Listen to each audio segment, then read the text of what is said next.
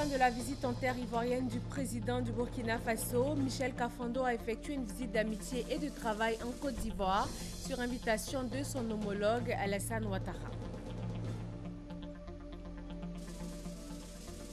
Une autre visite, dans 48 heures, le chef de l'État ivoirien sera dans la région des Grands Ponts. Le coordinateur a fait le point des préparatifs et parlé des attentes et préoccupations des populations. À Grand Laou, l'heure est à la mobilisation. Le Centre de coordination des décisions opérationnelles CCDO vient d'arrêter un gang de voleurs de motos. Ils sévissaient dans les régions de Gbeke, du Bélier et dans le district de Yamoussoukro. Samedi 1er août 2015, bonjour, bienvenue à vous dans le point de l'actualité sur RTI 1. Il a quitté la capitale économique ivoirienne ce matin aux environs de 12 heures. Michel Kafando, président de la transition, président du Burkina Faso. Avant son départ, il a rencontré ici en Côte d'Ivoire les ressortissants burkinabés. Et puis pour cette visite en Côte d'Ivoire, Michel Kafando a été accueilli hier à son arrivée par le président ivoirien Alassane Ouattara et plusieurs membres du gouvernement, ainsi que des ressortissants burkinabés. Le reportage est signé Viviane. Invité du chef de l'État ivoirien, le président Alassane Ouattara, le président de la transition du Burkina Faso, Michel Kafando, était reçu au palais présidentiel quelques heures après son arrivée en Côte d'Ivoire. La visite d'amitié et de travail a démarré par un entretien ouvert aux délégations ministérielles ivoiriennes et burkinabées. Plusieurs sujets d'intérêt commun ont été passés en revue, notamment la tenue d'élections présidentielles au cours du mois d'octobre prochain dans les deux pays voisins, la présidentielle au Burkina Faso le 11 octobre, suivie de celle en Côte d'Ivoire le 25 octobre. Et donc la nécessité que ces deux scrutins puissent se dérouler dans un cadre ainsi que dans un climat apaisé. Ont également été évoquées les relations commerciales, le traité d'amitié et de coopération, la question de l'occupation illicite du mont Peko et le rapatriement des occupants, et l'urgence sécuritaire liée à la menace djihadiste dans la région ouest-africaine. Sur tous ces sujets, le président de la République Alassane Ouattara et le président de la transition du Burkina Faso Michel Kafando ont trouvé des points d'accord. Pour nos relations bilatérales, nous avons fait le point et nous sommes félicités de l'excellente coopération entre nos deux pays, notamment à travers les organismes sectoriels, des organisations sous-régionales comme le Conseil de l'Entente, l'UMOA, la CEDEAO, et plusieurs instruments de coopération, quasiment 50 accords, protocoles et conventions ont été signés au fil des ans entre nos deux gouvernements. Nous avons évoqué aussi l'importance des relations commerciales entre le Burkina et la Côte d'Ivoire, marquées par des échanges commerciaux importants qui se chiffraient à 290 milliards de francs CFA en 2014. Le Burkina est ainsi le 10e partenaire commercial mondial de la Côte d'Ivoire.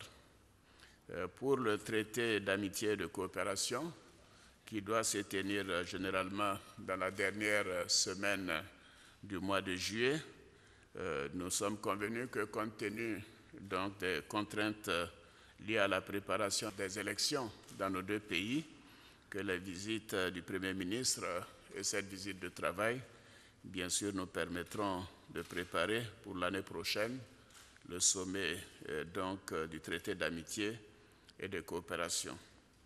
En ce qui concerne la préparation des élections dans nos deux pays, nous sommes convenus de poursuivre nos actions en faveur du respect du calendrier électoral et de la tenue d'élections inclusives et apaisées afin de préserver la paix dans les deux pays compte tenu de l'importance de la communauté burkinabé en Côte d'Ivoire.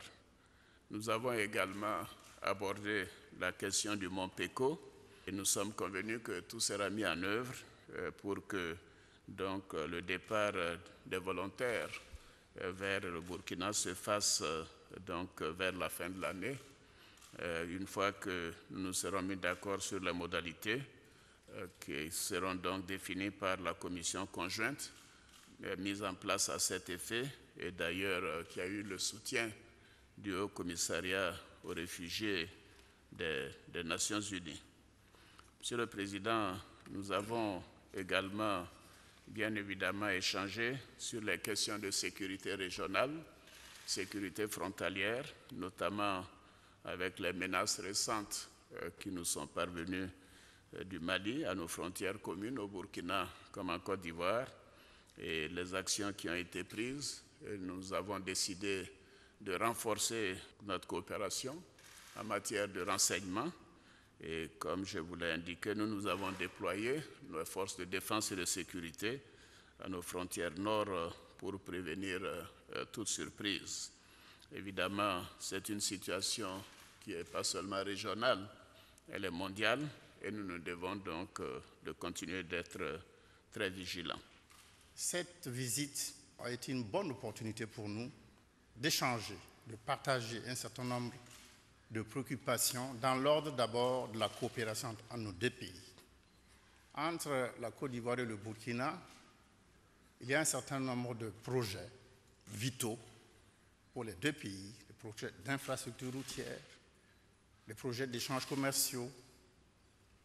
Et nous avons eu à, encore une fois, les examiner et à prendre la décision de tout faire pour que ces projets-là puissent véritablement être menés à bien, dans le sens bien compris, dans l'intérêt de nos deux peuples. Nous avons également abordé une question qui est extrêmement importante à l'heure où nous sommes, c'est la question sécuritaire, qui ignore les frontières. L'insécurité sévit partout en Afrique de l'Ouest. Pratiquement depuis que Boko Haram est arrimé à ce qu'on appelle l'État islamique, qui retire de cette alliance beaucoup de force, beaucoup de ressources, et qui, comme vous le voyez maintenant, ne se prive pas de frapper un peu partout. Un peu partout. Et c'est une préoccupation pour tout le monde. Alors nous avons eu à échanger et nous sommes convenus qu'il faudrait mettre tous les moyens à notre disposition, au niveau des deux pays d'abord, et puis après avec les autres pays, pour essayer de conjurer cette situation-là. Les meilleurs moyens étant évidemment de commencer par des échanges en matière de renseignement. Et là, nous aurons des consultations fréquentes pour voir en quelle mesure nous pourrions justement, à la faveur des renseignements que nous pourrons échanger, avoir une lutte beaucoup plus efficace, beaucoup plus positive contre ce fléau, ce nouveau fléau. En dehors de ça, le président et moi, nous avons également parlé des élections qui auront lieu bientôt en Côte d'Ivoire et au Burkina. Nous allons dévancer la Côte d'Ivoire. Et je voulais faire comprendre ici que pour la transition, le programme reste et demeure. Nous sommes prêts pour aller aux élections. Ce que nous avons simplement demandé aux uns et aux autres, si nous voulons, comme nos voisins, comme la Côte d'Ivoire, comme la communauté internationale nous l'ont demandé, si nous voulons avoir des élections claires, transparentes et crédibles, nous avons tous intérêt à faire en sorte qu'il y ait un certain apaisement dans la conduite de tout un chacun, qu'il y ait un apaisement dans la façon de mener la campagne électorale. En tous les cas, il va de l'intérêt de tout le monde au Burkina que nous réussissions ces élections et cette transition. Et personnellement, je ne doute pas que nous puissions arriver à cette fin. Cette première visite d'amitié et de travail en Côte d'Ivoire du président de la transition du Burkina Faso, un mois après la première visite également en Côte d'Ivoire du Premier ministre de la transition Yacouba Isaac Zida, sont autant de signes du rétablissement de la confiance entre les autorités de part et d'autre de la frontière.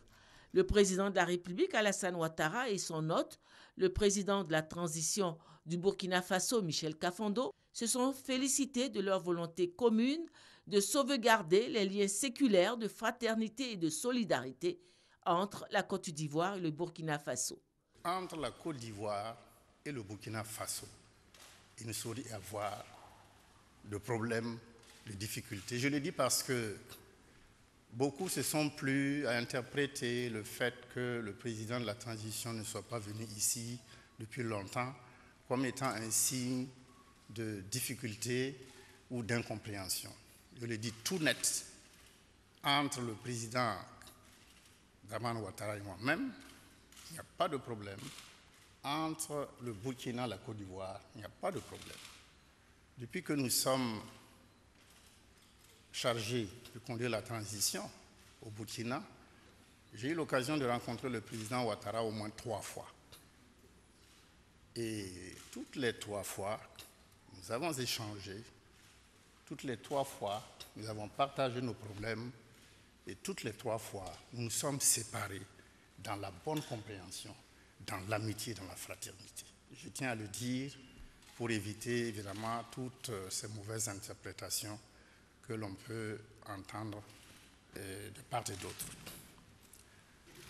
Monsieur le Président, je voudrais vous réitérer tous mes remerciements à vous-même ainsi qu'à la délégation qui vous accompagne et vous dire que nous sommes très heureux de cette opportunité d'échange et que ces échanges ont été fructueux, denses et que je pense que les 2 pays continueront ensemble dans la paix, dans la confiance et dans la fraternité. Je vous remercie. Merci beaucoup, monsieur. Et le président de la transition du Burkina Faso, en réponse à la question d'un journaliste sur la méfiance suscitée par la présence en Côte d'Ivoire de l'ancien président Blaise Compaoré, a affirmé la sérénité des nouvelles autorités burkinabées. Voilà, le chef de l'État ivoirien et le président de la transition, président du Burkina Faso, ont abordé plusieurs questions essentielles et communes à leurs 2 pays et ils ont qualifié leurs échanges de ce jour de très fructueux. Le président de l'Assemblée nationale, lui, a achevé vendredi sa visite officielle en Israël avant de rentrer en Côte d'Ivoire. Guillaume Soro et la délégation de députés qui l'accompagnent sont allés à la découverte des sites importants de l'histoire de la chrétienté. Michel Digré, envoyé spécial à Jérusalem. L'ancien pensionnaire du séminaire de Katiola sur les traces du Christ en Israël, de la basilique de l'Agonie au mur des lamentations, en passant par la tombe du Christ, la délégation de députés conduite par le président du Parlement a pu toucher du doigt l'histoire de la chrétienté. Nous sommes partis aussi voir le fleuve Jourdain, où chacun de nous a pu se purifier. Et c'est une émotion particulière. Nous avons vu que, cours du monde entier, différents peuples pour venir visiter ces différents lieux saints-là. Et surtout, au niveau de ce pays-là, on a vu vraiment un pays qui est vraiment attaché à la religion. J'ai beaucoup prié pour la Côte d'Ivoire, pour mes amis, pour ma famille, et que je demande que la paix soit sur notre pays. À l'église de la Dormition, sur le Mont Sion, une chapelle, pas n'importe laquelle, et pour cause. Moi, j'ai été particulièrement frappé de retrouver en ces lieux saints une chapelle offerte par le président Félix Houphouët-Boigny en 1964. Et la Côte d'Ivoire est représentée par ce symbole-là en ces lieux saints. Donc nous avons beaucoup prié pour la paix en Côte d'Ivoire, nous avons beaucoup prié pour la cohésion nationale. Nous avons prié pour que les élections d'octobre 2015 soient des élections apaisées. La visite s'est achevée au musée de l'histoire de l'Holocauste. Au nom de la Côte d'Ivoire, Guillaume Soro a déposé une gerbe de fleurs à la mémoire des millions de victimes juives de cette tragédie. Revenons en terre ivoirienne, la RTI et l'Université internationale de Grand Bassam signent un protocole d'accord. Il s'agit pour la radiodiffusion télévision ivoirienne de s'engager à vulgariser les actions de l'université en vue de mieux la faire connaître. Et en retour, la RTI va bénéficier de l'expertise de l'université en matière de formation. Herman Yamia. La radiodiffusion télévision ivoirienne RTI et l'Université internationale de Grand Bassam engagés dans un partenariat durable. Cet engagement est matérialisé par cette signature de protocole d'accord entre les 2 structures. À travers cette signature, la RTI va faire la promotion des activités de l'Université de Grand Bassam en vue de la faire connaître des populations ivoiriennes, mais aussi et surtout de l'étranger. Cet accord permettra véritablement à nos étudiants et à nos professeurs de participer à des activités de la RTI. Nous allons pouvoir organiser des conférences, des ateliers, aussi bien sur le plan national que sur le plan international. École d'enseignement supérieur d'excellence, l'Université internationale de Grand Bassam est un établissement dont la formation est fondée sur le modèle et les standards d'enseignement américains. Les cours sont donc dispensés en anglais et l'école accueille aussi plusieurs étudiants venus de différents pays d'Afrique avec des enseignants issus pour certains des universités américaines. Ce partenariat permettra donc à la RTI de bénéficier de son expertise en matière de formation. Nous avons besoin d'un personnel qualifié et compétent. C'est d'ailleurs l'un des objectifs de l'Université internationale de Grand Bassam. C'est dans ce cadre que le protocole d'accord de ce jour prend tout son sens pour nous. En effet, nous pourrons bénéficier de l'expertise de l'université en matière de formation et en matière de recyclage pour un certain nombre de nos collaborateurs. Témoin de ce protocole d'accord, le ministre de la Communication, Maître Afoussiata Bamba, qui a félicité les deux structures. Cet accord dénote la hauteur de vue des responsables de la RTI et de l'UIGB et traduit leur vision novatrice et multidimensionnelle des missions dévolues aux deux structures. Ce protocole d'accord entre la RTI et l'Université internationale de Grand Bassam, selon les initiateurs, est le fruit de plusieurs mois de travaux. Nous sommes à 48 heures de la visite du chef de l'État dans la région des Grands Ponts. Le coordinateur a fait le point des préparatifs.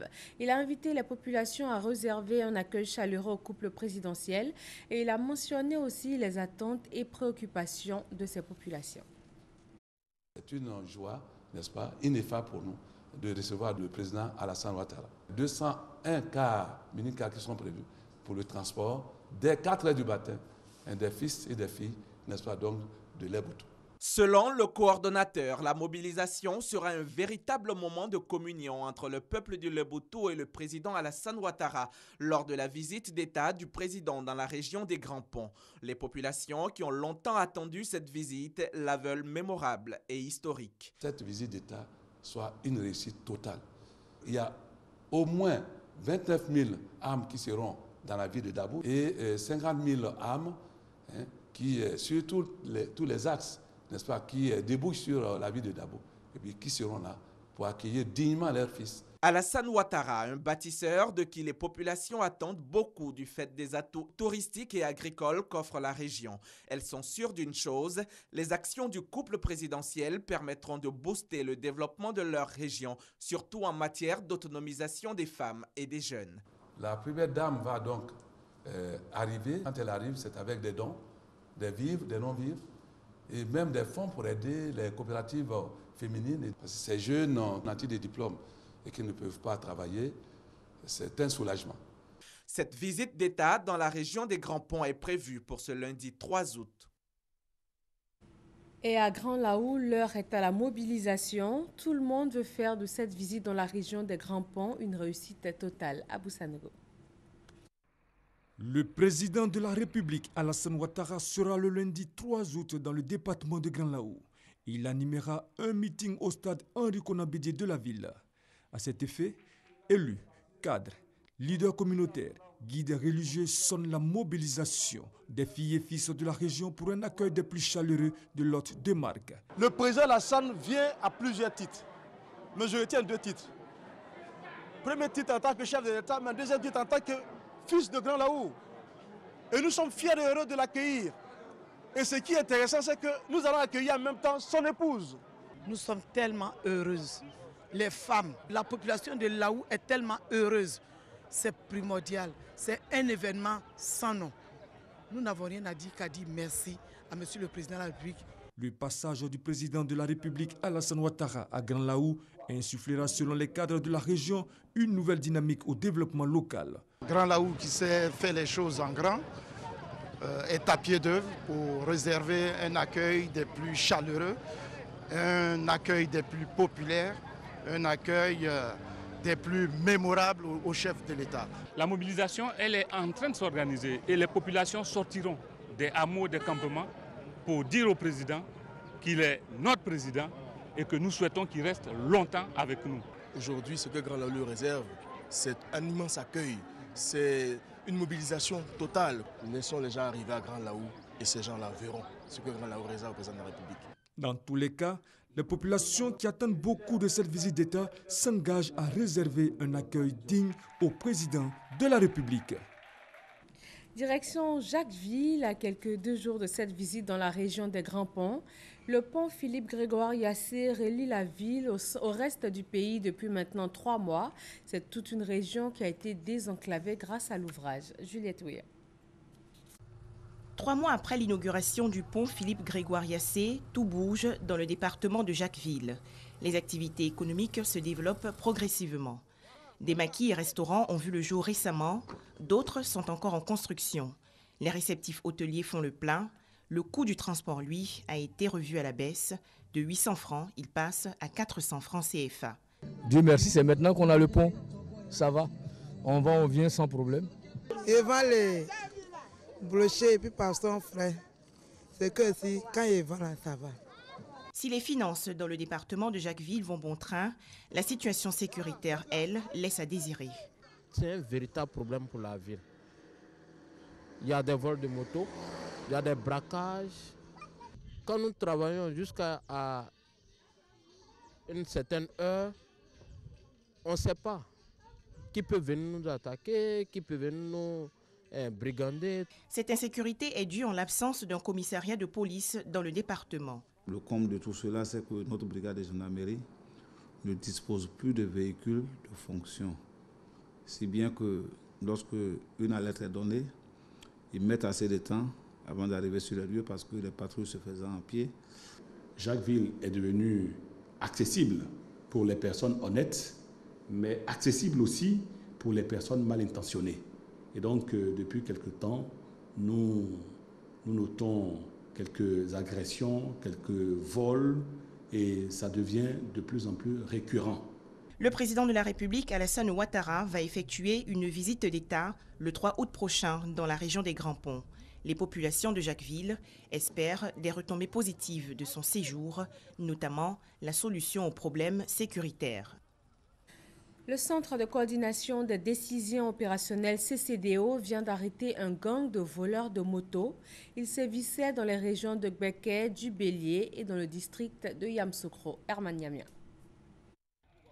Beaucoup défilés opérés par le Centre de coordination des décisions opérationnelles CCDO de Bouaké. Les hommes du capitaine Assié Bilé, commandant du CCDO de Bouaké, ont mis le grappin sur ce redoutable gang de voleurs de motos. Au nombre d'une vingtaine de personnes, ces voleurs d'engins à 2 roues troublent le sommeil des propriétaires de motos dans les régions de Gbeke, du Bélier et du district de Yamoussoukro depuis le début du mois de juillet. En si peu de temps, 27 motos ont été volées dans ces localités. Selon les informations reçues, ces braqueurs procèdent par repérage ou braquage avec armes au poing. Le mode opératoire précise que certains membres du groupe se font passer pour des clients en conduisant les chauffeurs de taxi-moto dans des lieux où attendent d'autres membres du gang. Une fois l'acte accompli, les engins volés sont remis à un autre membre du gang, à Yamoussoukro, qui lui est chargé de les écouler dans d'autres localités du pays. Un réseau bien organisé que les bureaux d'enquête de Bouaké et d'Abidjan, appuyés par les moyens généraux du CCDO, traquent depuis une semaine. Le coordonnateur du CCDO, le colonel Youssouf Kouyaté, et ses hommes se disent déterminés à poursuivre leurs actions afin de mettre la main sur certains membres de ce gang en fuite. Ils demandent donc la collaboration des populations pour plus d'efficacité sur le terrain. La problématique des armes légères et de petit calibre, la menace terroriste, des préoccupations pour les autorités ivoiriennes. Une mission du ministère d'État, ministère de l'Intérieur et de la Sécurité s'est rendue à Ouangolodougou pour aborder le sujet avec les autorités locales et les populations. Abou Sanogo. Mettre à la disposition des autorités toutes informations susceptibles d'anticiper sur les menaces terroristes dans les localités situées à la frontière. Renforcer la collaboration entre les forces de sécurité et les populations et faciliter les conditions de confiance mutuelle. sont entre autres les recommandations qui sont sorties de la rencontre entre la Commission nationale de lutte contre les armes légères et de petit calibre, comme NAT-LPC, et les populations de Ouangolodougou. Dans cette ville frontalière, avec le Mali et le Burkina Faso, les autorités locales ont été exhortées à établir un climat de confiance et une collaboration parfaite avec les populations afin de permettre des échanges d'informations sur des activités susceptibles de menacer la sécurité intérieure. Une menace qui, selon Djokoy Léon, commissaire divisionnaire, chef de département des opérations sécurité à la Comnat LPC, pourrait s'intensifier par la circulation des armes légères et de petit calibre dans la zone. Ces communications se sont tenues en présence des autorités administratives, militaires, des chefs religieux et traditionnels qui, à leur tour, se feront le relais auprès des populations. Le Bouclier, c'est le nom du deuxième navire patrouilleur que la Marine nationale de Côte d'Ivoire vient d'acquérir. Il vient renforcer la lutte contre la pêche illicite, le narcotrafic ou même l'immigration clandestine. Hamza Diaby. Madame la grande chancelière, nous souhaitons la bienvenue à bord de la passerelle du patrouille Le Bouclier. La passerelle, c'est la passerelle de commandement. C'est d'ici que tous les ordres se donnent à bord du navire. Ce navire, qui constitue la 39e embarcation et surtout le deuxième patrouilleur que la Marine nationale vient d'acquérir, vient renforcer la surveillance et la défense des approches maritimes du littoral ivoirien, la police de la pêche, la lutte contre la piraterie, contre le narcotrafic et l'immigration clandestine, puis la recherche et le sauvetage en mer. Il est baptisé le Bouclier. Ces menaces de terrorisme et de pêche illégale ainsi que le trafic transfrontalier s'est déporté vers le golfe de Guinée. Et c'est pourquoi le président de la République a bien voulu que nous soyons en mesure de parer à toute éventualité. Donc nous sommes en train de rééquiper la Marine nationale. Pour conduire le Bouclier sur les fonds baptismaux, une dame a été choisie, ainsi que le recommande la tradition. Henriette Dagri Diabaté, la grande chancelière de l'Ordre national, a du mal à contenir sa joie. Aujourd'hui, c'est un jour spécial. Je suis aussi heureuse que les marins, que la marine, que l'armée et que la Côte d'Ivoire connaît un renouvellement de l'équipement de la marine.